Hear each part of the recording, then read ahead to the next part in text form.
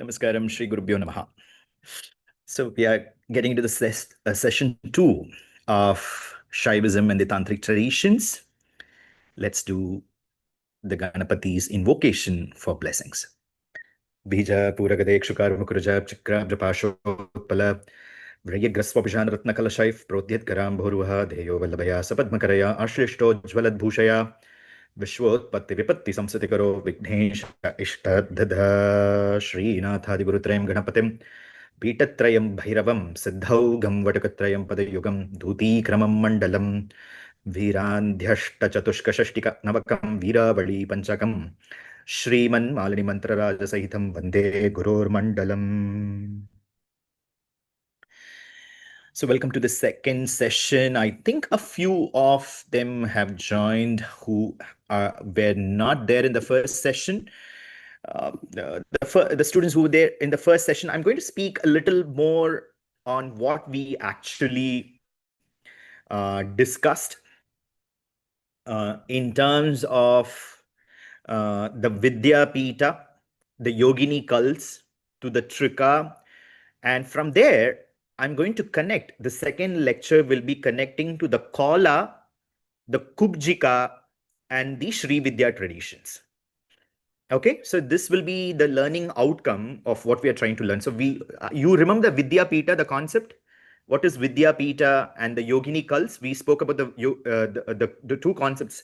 So maybe like I would like a few of you to write in the chat box, what is that Vidya Pita, the Yogini cults? What is the what is the notes that you have taken? Like in a few words or sentences, like I can see, Suresh Raja, Rajeshwari, Rupashri, Raghavendra, Gayatri, Swastik, Unni Krishna, Shanmugapriya. I all saw Amrita. I encourage you all to write a few lines on what is this Vidya Pita,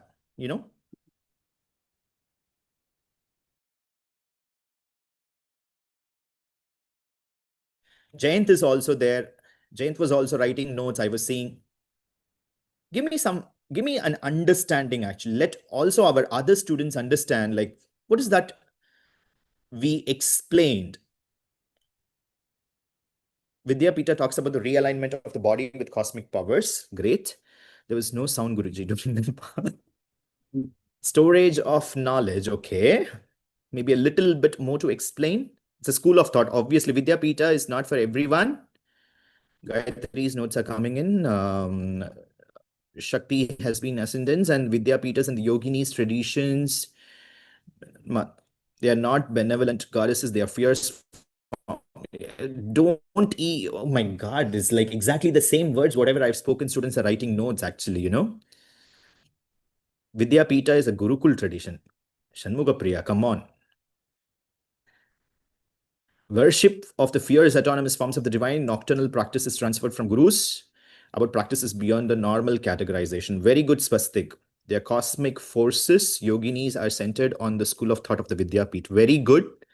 Only Christian school of thought. True, it's a school of thought. Shobana Anand, very, very good. I encourage you all to read the chat box. Those who were not there in the last session. Rama, you can read, I think. Raghavendra, that's a very good way of summing up, actually. Vidyapit talks about the realignment of the body with the cosmic powers. You should have written a little bit on the yoginis, actually. Then it would have made sense.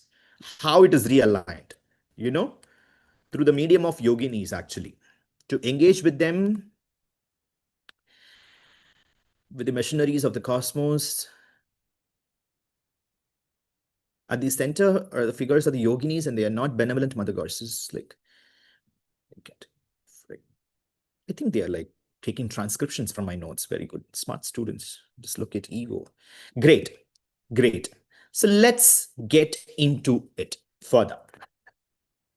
So what we are trying to do, I'm trying to bridge the larger picture, the larger picture of what, as you're all deeply interested in the Srividya traditions and the Srividya knowledge.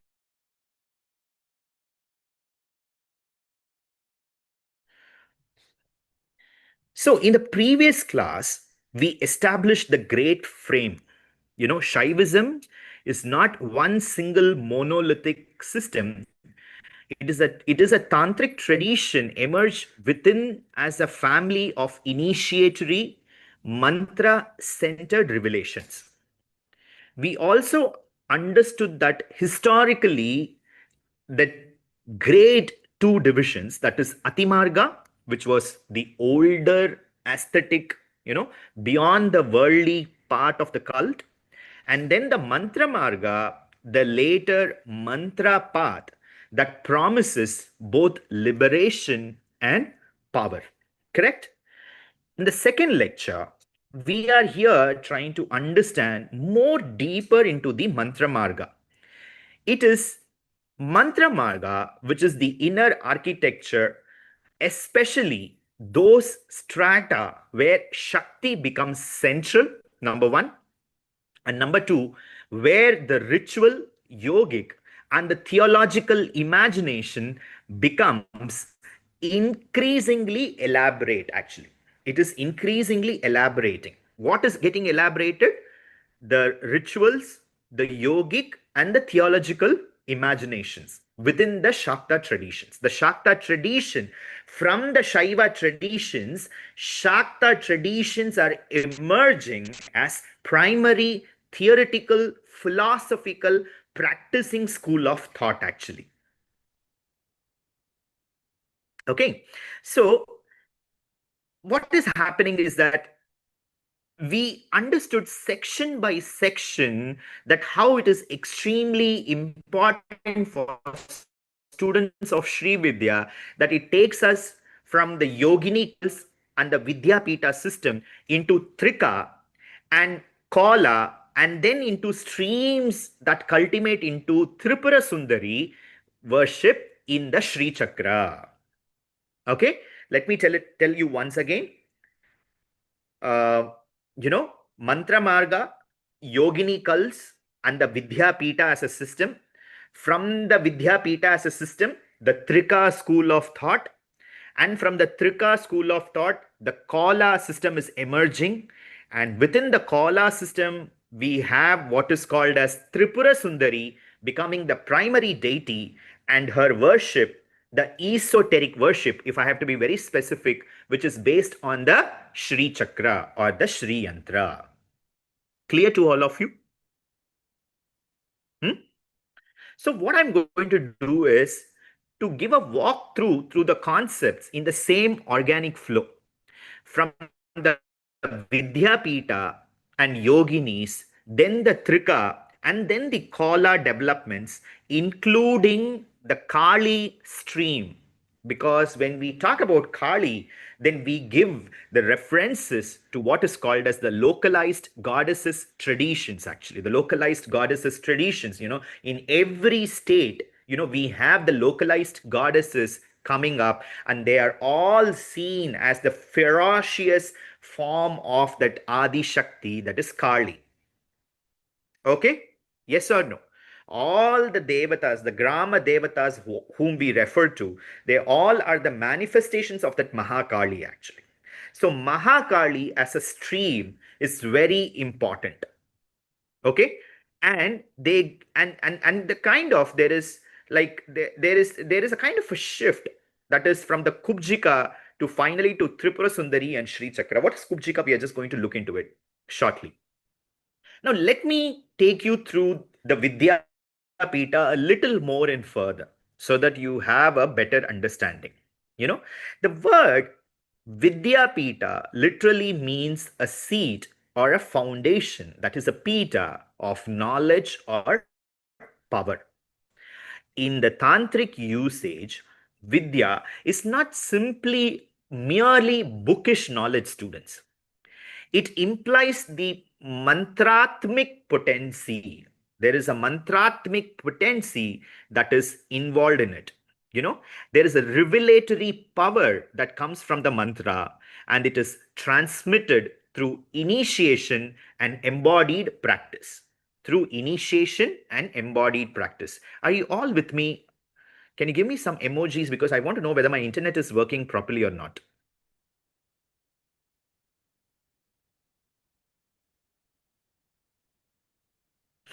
Because I feel that my screen is frozen. You are all like frozen completely. I can't see anybody's movements actually. Great.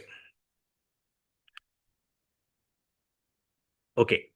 I would like you all to smile in the middle, and give some reaction so that I know that you are there behind the screen actually. Otherwise, I feel that you are completely frozen for some reasons. Okay, done. So when the text actually calls something as Vidyapita, they are signaling a layer of Tantra in which the ritual world is dominated by the powers of the deities, very often the fierce forms of goddesses and yoginis, and where the practitioner's transformation is described not merely as moral purification but a reconfiguration of the identity in itself. That is the reconfiguration mantra, mandala, and yogic discipline. The three concepts: mantra, mandala, and yogic discipline. From the Sanderson's point of view, Vidyapita traditions are significant because they preserve and formalize older cremation ground and the Kapalika style motifs, but they do not do so within a more structured tantric revelation.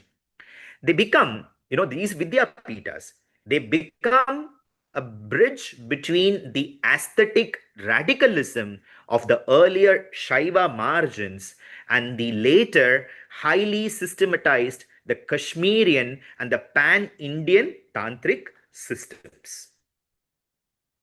Moving forward, the yogini, who and what they are, and yoginis in the literature. Okay, what is yogini? In the common understanding, students, yogini is simply a woman who practices any aspect of the yoga. Any aspect of the yoga. Any aspect of the yoga, if somebody practices, is called to be a yogini. Okay? But in the tantric practices, yoginis are something far more from the specific. They are the feminine power beings, often organized into circles, family lineages, or even clans. They are even larger clans. They function both as deities and as agents of transformation. Sorry, agents of transmission. Agents of transmission. So, the primary text that deals with this Yogini Hridaya.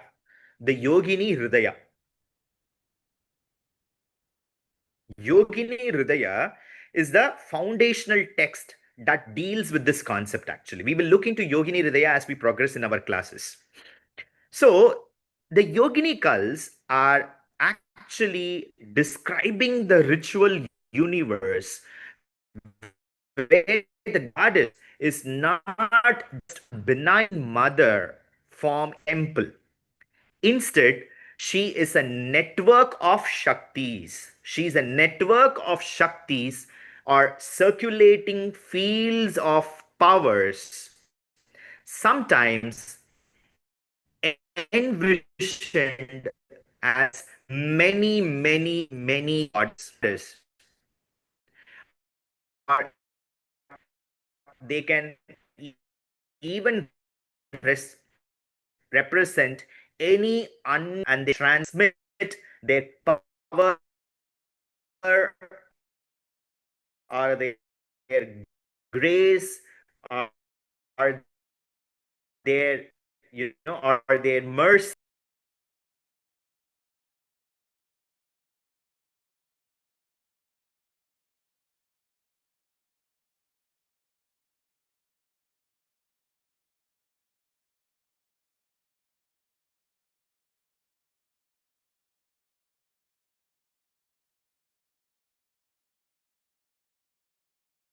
So I was revealing about Yogini and I just vanished once again.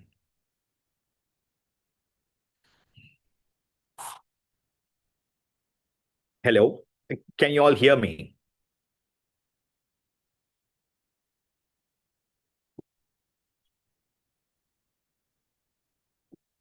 So I was just saying that I was revealing about Yogini and I just vanished.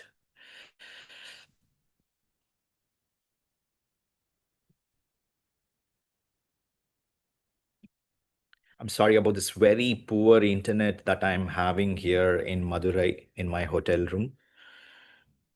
But yes, if should I keep my cameras off? It's not going to work out. So let me come back. Rakhavendra, are you there? Like, I mean,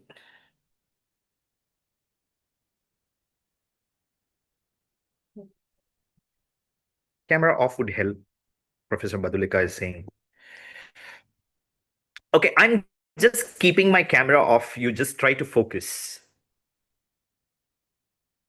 So, when we talk about these yogini cults, they are describing a ritual universe where the goddess is not just one benign mother form in a temple, but instead she's a network. This is something very important for us to understand, students, because we say that, God came in this form and they helped. You understand? We say this in a very common term, like I wanted help, but this particular person came in like a god and helped me.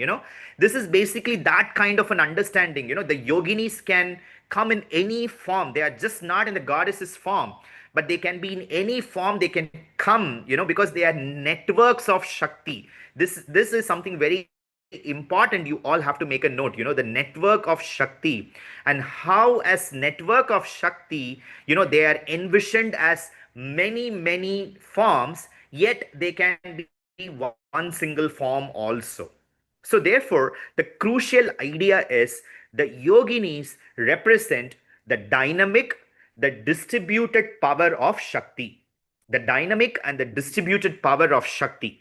They are not merely worshipped, they are experienced as forces that can seize, transform, elevate, empower, or even terrify, depending upon how the tradition frames them. It is purely depending upon what tradition and how they are framed. But yoginis are central when we try to understand the Srividya tradition or the Shakta philosophy.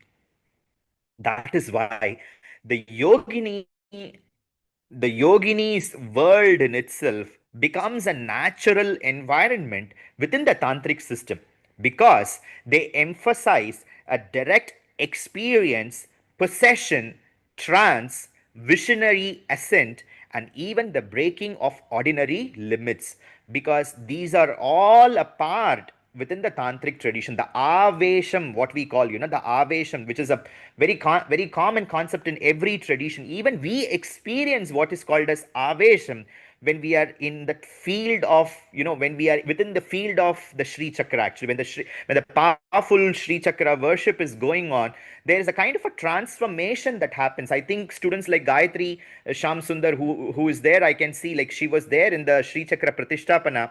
I think she will be able to understand what I'm trying to say. The entire atmosphere actually changes completely, and you are electrified at that moment. You are not in this world, or you are not in this body. Basically, you are basically beyond it. Maybe I can unmute Gayatri for a moment, and she can talk about this to the students. Actually, you can unmute Harisha. So before Gayatri will be unmuted, let me tell a little bit more. So this yogini tradition is all about the direct experience, and there is a kind of a visionary trance, or breaking of the ordinary limits, to understand that extraordinary force, and we capture that extraordinary force in the Sri Chakra or the Sri Yantra, and we distribute it as networks of power to all the practitioners who are sitting there. And that is what is called as the transformation of the identity, which we spoke in the first session. Now let's listen to Gayatri to speak a few words who participated in our Sri Chakra Pratishtapana. Gayatri, you can unmute and speak.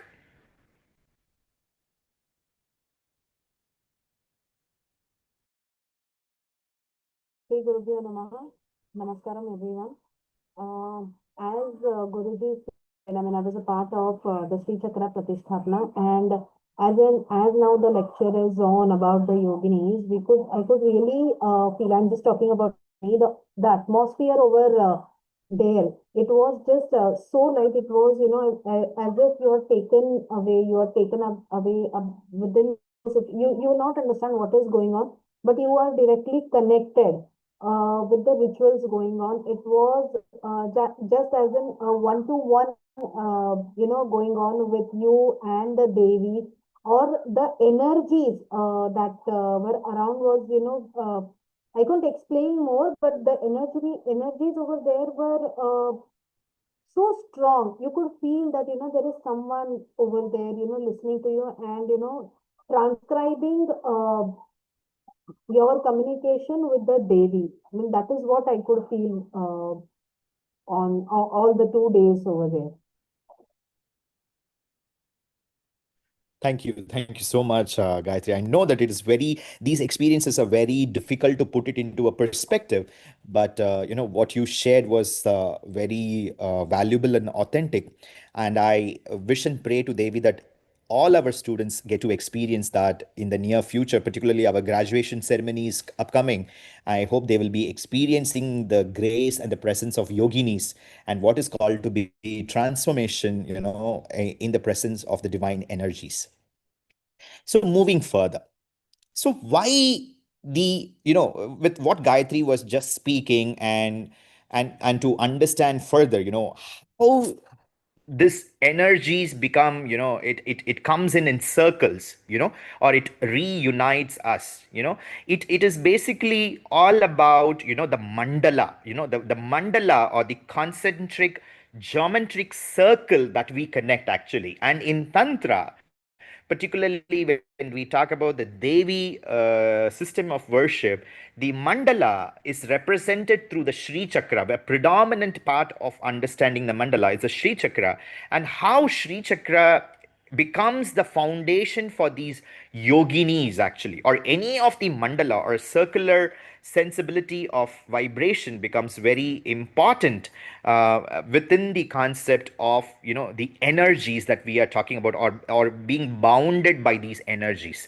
And also, students, the most important thing that we need to understand is that these energies are the ones which is actually very important for all of us, because we are attracted towards these energies, and these energies becomes what is called as, the map of power. These energies that we are looking forward, through these practices, is a map of power, or a map of ascent. That is, a practitioner moves externally through worship, and internally through visualization, and through levels of divinity that represent stages of consciousness, stages of empowerment, and stages of revelation in itself, actually. So, the text theories describe a hierarchy of yoginis actually, you know, and it is not, and it is actually a technology. We can say it as a kind of a technology of ascent actually, a staged method by which the practitioner is moved from ordinary identity towards the heart of the revelation. That's the reason we have Chatushashti yoginis, Maha Chatushashti Koti yoginis are there, who are always, at the Chatushashti Koti yogis are there, who are always, at the spur of the moment, they are waiting for the instructions of Srimad Jagannatha, and they reach anywhere and everywhere towards the practitioners, or towards the sadhakas, towards the upasakas, towards the bhaktas, and to help them in a particular manner actually. So, moving forward, I spoke about the Yamala Tantra and the concept of union as a metaphysical and a ritual principle. when we talk about the union, it is not a casual romantic idea. When we talk about the idea of Shiva and Shakti to coming together, it is a tantric principle. It is a reality that is structured through the polarity and the resolutions that are required for two potent forces to come together. That is Shiva and Shakti, consciousness and power, and stillness and movement uniting together, actually. So the Yamala Tantra does not merely point to this theme, but it is pointing to what is called as a cosmic grammar, actually. The universe is born with the union of complementary principles, and liberation is also framed to understanding the recognition of these inseparable forces that are in place, actually. So, Alexis Sanderson's material, which I have read extensively, he talks about the Yamalas layer often appear near the Yogini system because the Yogini cults emphasize Shakti as the living, circulating power of transformation. If I have to give you one more information, if you do not know, our parliament building is also structured like the yogini system of the 64 yogini system of powers coming together, and that's the reason it is a round building, basically representing the cosmic Sri Chakra coming together, and that is the concept in which it was designed, actually. So you understand the power, actually, and you should read about this, when the parliament building came into existence, who brought in the ideas, who was the architect behind it, because these are all not smaller concepts. And there is a Yogini temple in Madhya Pradesh that was the replica in which this, it was a historical temple that was there, which was like now into ruins. And based on that, the Indian government at that point of time, and also all the learned people who were involved in it, they brought in this idea that the parliament, or the Indian parliament, the Bharata Varshas, the great Bharata Deshas, the new political identity or the political seat of the powers coming together should be conceptualized in this kind of a frame, a mandala. Because the parliament, if we have to see, the parliament, if it is a mandala, it carries the yogic shaktis or the yoginis shaktis, and it is coming together, actually. Please read about that more, actually. So and these are all coming from the Yamala text, basically. That is what my point is, like, that how this Yamala text is so practical enough that it has constructed the the modern Indian political system for us, actually. So the text very clearly talks that Shakti is not secondary. And here, one thing we need to understand here, this is the primary space where the patriarchy, the dominant discourse of patriarchy that was existing within the traditions slowly started shifting away, actually. The matriarchal understanding came into existence because the patriarchy is giving a lot of dominance to the male centered deities, actually, the male centered Vedic deities. From there, the system was shifting towards understanding prakriti, or understanding how this prakriti is the foundation for us to lead a life, not just a life but a harmonious life, and taking that harmonious life to the next stages of various aspects of higher levels, as we are discussing in the yogini vidya pita and the yogini traditions, actually. So, this is Shakti is not secondary, but she is a decisive cosmic force. And through that, the system is further developing, where we understand this one scholarly point that is coming in, that, these transgressive elements that we often associate when we talk with yoginis, they are people with what people sensationalize. For example, we spoke about the Panchamakaras, the meat, alcohol, the sexual imagery, and all the other ritual symbolisms are, they are what is seen to be as boundary crossing and as markers of a deliberately a non-Vedic initiatory domain. But in other words, what we understand is that these themes, students, what you should understand as aspiring Shakta practitioners, that They are actually signs that one has entered for the revelation that claims to stand outside the conventional purity codes, because it claims to operate at a level where Shiva and Shakti, the realities that are related to these two powers, transcend only through extraordinary social distinctions that are present. If you have to understand the Shiva and Shakti in an extraordinary manner, you need extraordinary forces, extraordinary elements, extraordinary practices to understand it actually. Are you able to follow what I'm trying to say? Otherwise, we see them, it's beautiful. We see them as a family, as husband and wife, as leading a life, having children, they have their own affairs. We take them as a model and we want to lead our life. Is Shiva and Shakti is all about that? No.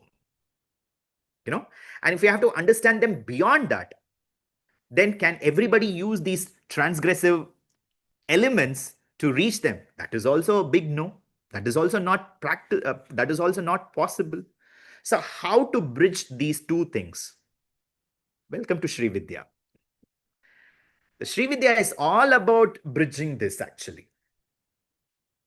Particularly the Dakshinachara traditions, as we are going to deeply dwell into the Dakshinachara traditions, we'll talk about it, and we are going to go there shortly in this understanding of the foundations that we are learning in the February month.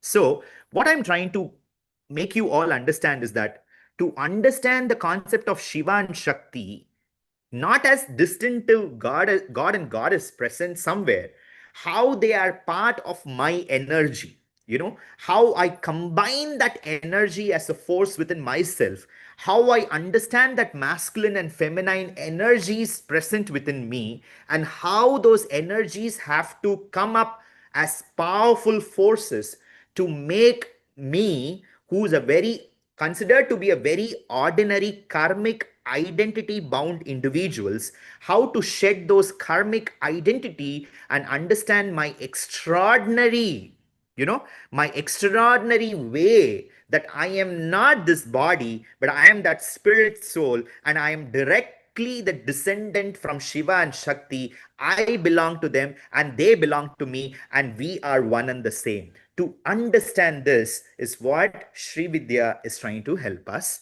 dwell into it. So let me now go into Trika, which I spoke in session 1. What is Trika and what it actually means? So now we are from ascending from Yogini, from the Yamala worlds, that the duality of the masculine and the feminine energies. We are getting into the core Shakta Tantra, particularly the system later known as the Trika philosophy. The word Trika means triad, students, triad, or Trikatmika, three. It refers to the central triadic structure of goddesses and powers coming together. Particularly in the Kashmiri Shaiva Tantra, Trika becomes a name for a tradition that means these three things actually. The ritual, that is the mantras and mandalas, number one.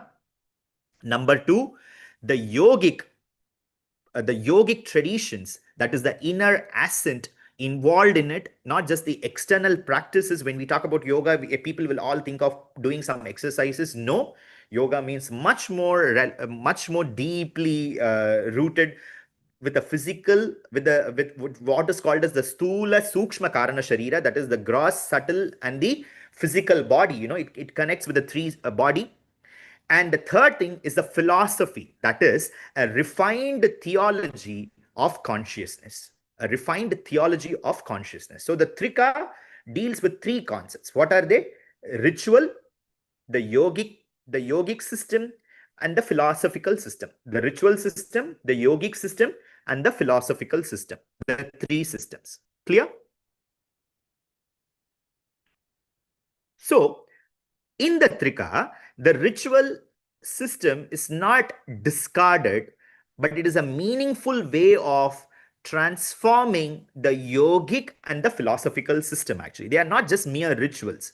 They connect with the yogic and the philosophical structures, because rituals in the tantric traditions, basically they are considered to be the mirror of cosmology, even including the Srividya traditions. It's a mirror of cosmology. And cosmology becomes what is called as the map of consciousness.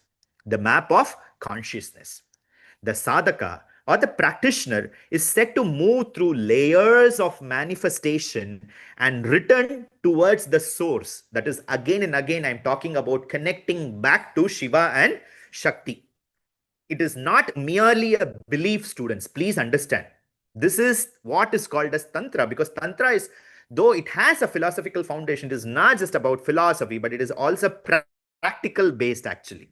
So, therefore, it is not just a belief, but a disciplined ritual yoga and connecting the recognition that I belong to Shiva and Shakti. You believe it, you experience it through your own practices, through your own understanding. Though there is a guru is there as a medium, though there is a mandala is there as a medium, but you experience it yourself with the practices and the instructions you receive from the teacher. There is no need for you to always keep the teacher, as an example. You also an example for your own self, for your understanding, that you evolve. So that is what is the tantric system all about, particularly when we talk about the trika system of the Kashmiri Shaivism.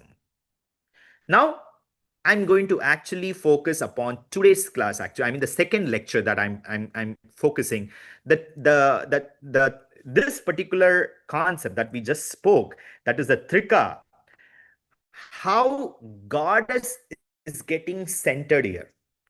That is the ritual, the yogic, and the philosophical structure. When we have to put within the goddess's understanding, the Shakta understanding, it is coming as three concepts, which most of you would have heard this concept, or heard or read this. The para, the para, and apara. Now you understand how this has developed. The para, and apara. This is very central to Srividya also. That is, the trika reflects as a triad energy or triad forces, and there are three ways the goddesses is experienced or explained. Para, the supreme; paratpara or parapara, the supreme and not supreme. That is the mediating power.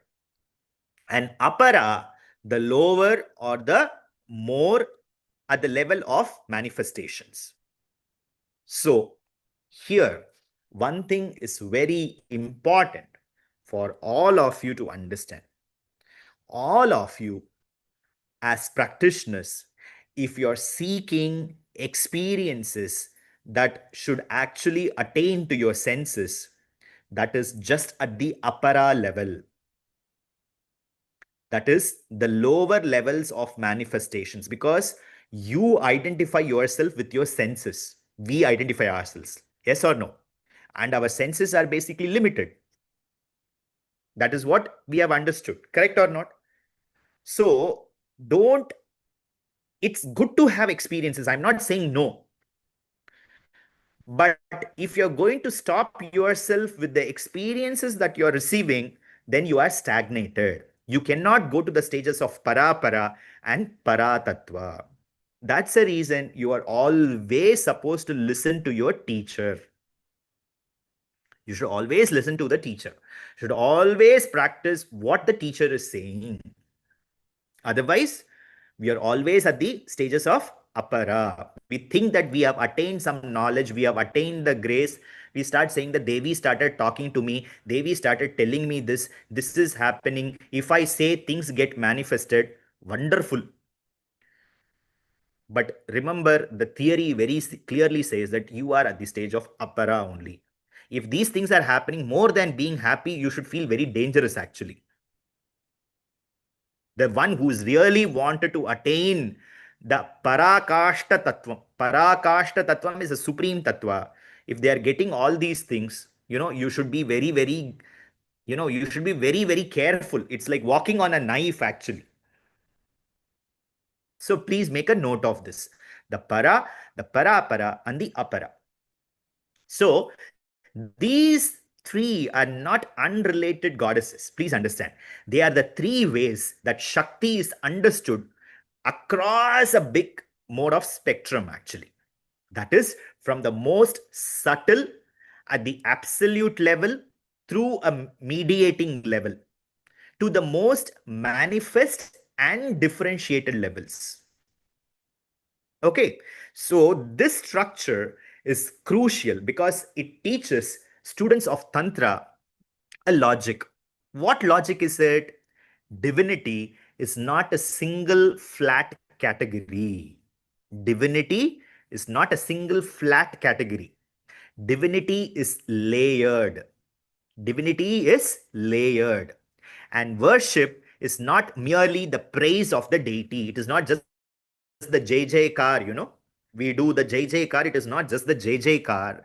But worship is a movement through layers. It is different layers. Like in the Sri Chakras, we understand we go from the external to the internal. So the rituals are movement towards various layers. And when the practitioner's own consciousness is gradually refined from the gross perception to the subtle recognition.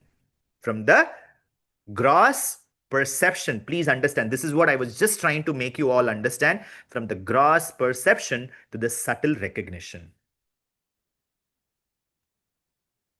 Moving further, we just spoke about the Kapalika traditions, like if I have to speak a little bit more, extending the idea there, in as the Trika and the related the Shakta traditions translates themselves to be elaborate schools of thought, we see that even within the Shaiva traditions, the Bhairava remains a very important concept. Bhairava is not merely a scaring deity. Bhairava's theological statement is that Shiva, as the power, stands beyond even fear, beyond death, beyond purity, or beyond impurity, or even beyond the social boundaries. In any of these systems, Bhairava is within the framework or even outside the framework. Shakti appears as a yogini power. If Bhairava is frame or without the frame, Bhairava carries what is called as the power, and that power is basically the Shakti. Clear to all of you? So the Kapalika imagery, the skull staff, the cremation ground symbolism continues because in Tantra, it is quite obsessed with what is called as the morbidity. But because the cremation ground is a symbol of endless end of the identity, the place where the constructed self is burned, where the practitioner confronts impermanence directly, where life ends, the life is understood by the practitioner. That's the reason the cremation ground becomes a very important space within the tantric traditions, particularly in different in specific schools of thoughts, to practice mantra japam or certain kriyas so that they understand life much more in a deeper manner. So when the text retains such symbols, they are saying that this revelation is not mere devotion. It is a path that demands transformation at the level of identity. At the level of identity. Moving further, the Kala traditions, very important concept. We are slowly getting near, actually, near to the Srividya understanding. What is Kala and why it matters? It is one of the most decisive terms. Kala derives from the word kula, meaning family or clan or a lineage. In the Kala world, the practitioner is not merely an individual worshipper. He or she becomes a part of a ritual family. That's the reason we have mandalis. And we are all distant individuals, but we are all families together. We are all, each individual in the mandali is actually a part of the family. What family is that? Ritual family, a lineage bound network in which the goddess is worshipped as the living power of the lineage. Kala traditions often emphasize on the three things, students, 3 pointers. Initiation as an entry into the sacred family. Initiation as an entry into the sacred family. Esoteric worship that may be simplified outwardly but intensified inwardly. Practices may be very simple, they might be not very complex, the rituals. But what happens is that we understand that, the rituals may be not that difficult, but the internalization that comes up with the rituals are becoming very, very powerful. Actually, they are very, very powerful. Moving further, we understand that, one second please, trying to take a position. Okay, moving further, we understand that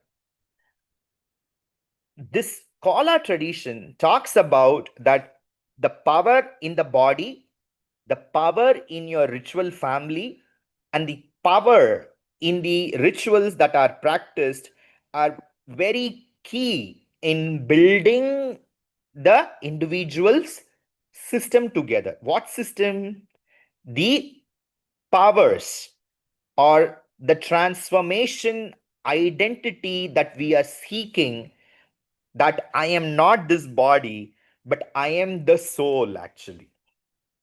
That identity, that is the core identity we are trying to develop here. Though we are living with this body, but we are trying to go beyond this bodily identity actually. How how systematically and logically we are able to move beyond it actually, move beyond and get into that to get that philosophical idea and make it as a practice actually. So the power in the body, the power in the clan, and the power in the right, all the three connecting us to understand the concept of what is called as the soul, the atman, the atman, through the body.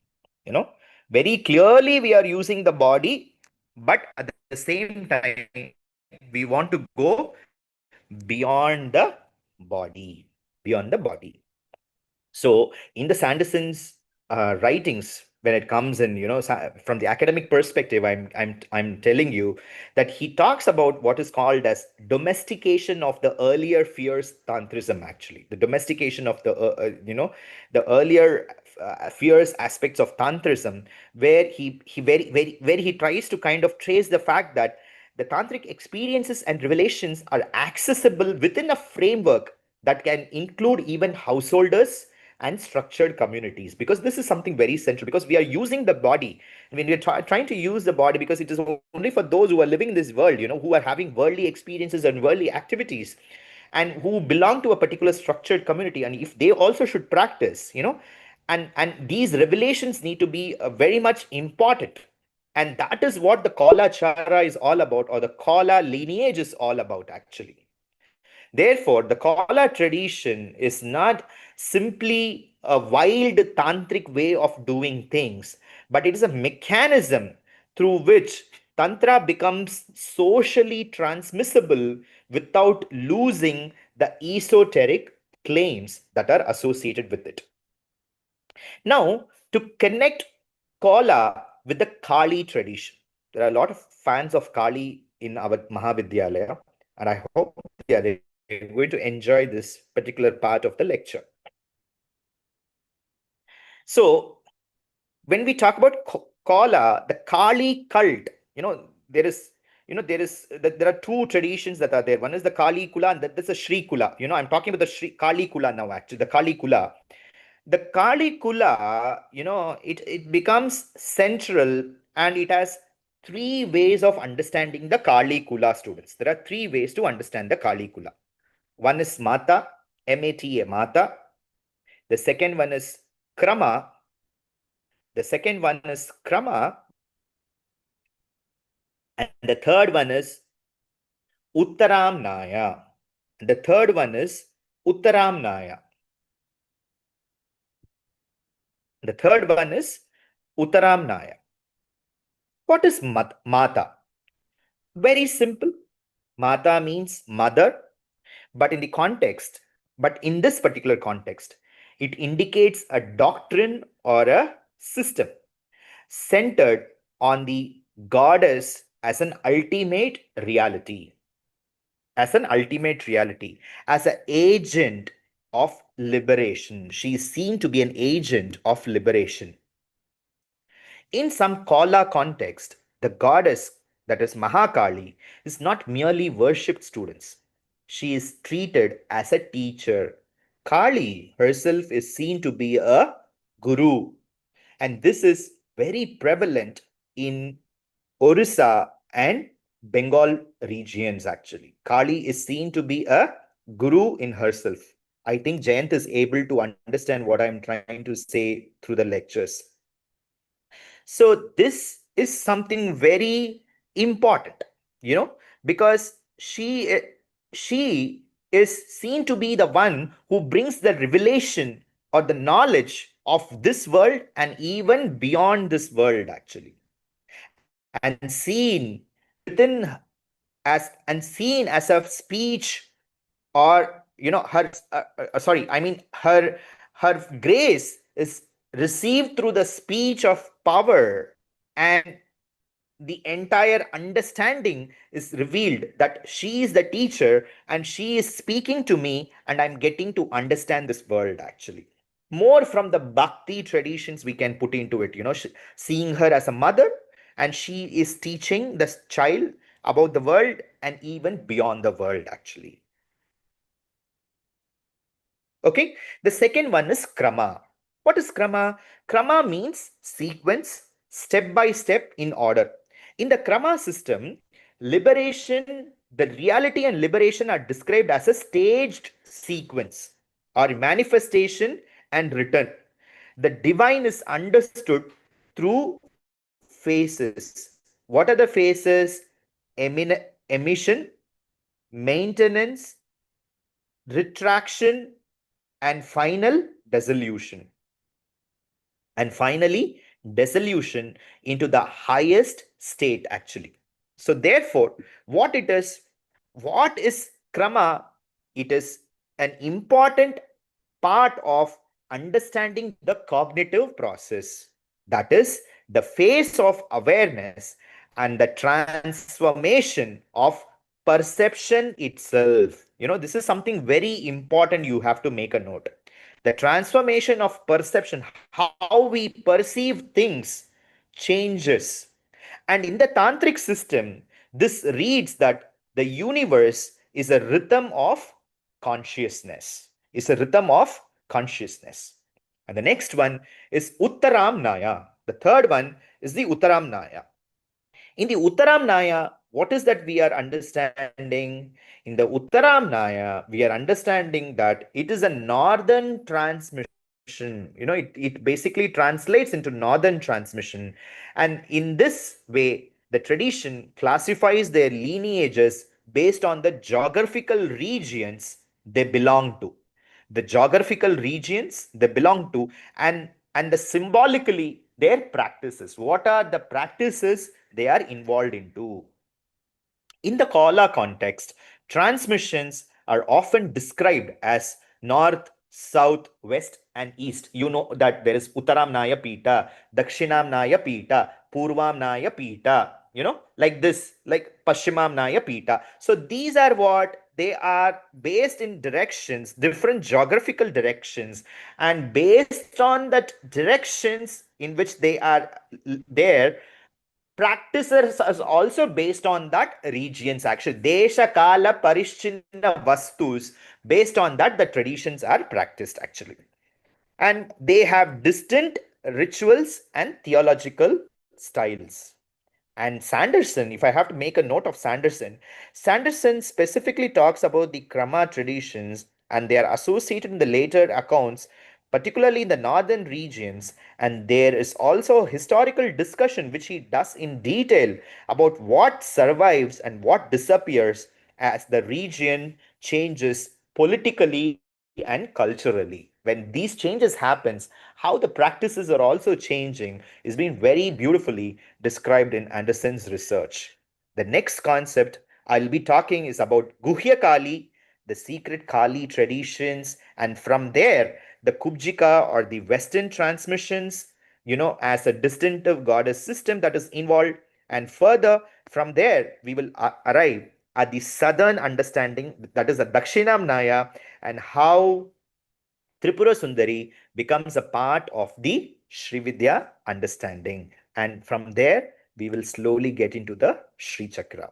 I hope you're all able to conceptualize what we are talking. I'm sending you, it might be a little difficult, but you need to read a little bit on this. It is, with the theoretical understanding that I gave you. I'm going to send in a question, assignment question with certain prompts. You need to use them and write your reflections. Let that be a kind of a discussion. We will open up a thread, in our Facebook, and I would like you all to, post your answers. Think about it and write. There is nothing called as a right or a wrong answer. Use the notes that are there. Read a little bit further, from the internet or the sources. If you're reading some very relevant and authentic material, please quote the sources if possible. Please don't simply read from Wikipedia and try to copy paste answers. Try to conceptualize your answers and present it as a perspective with what the question is talking.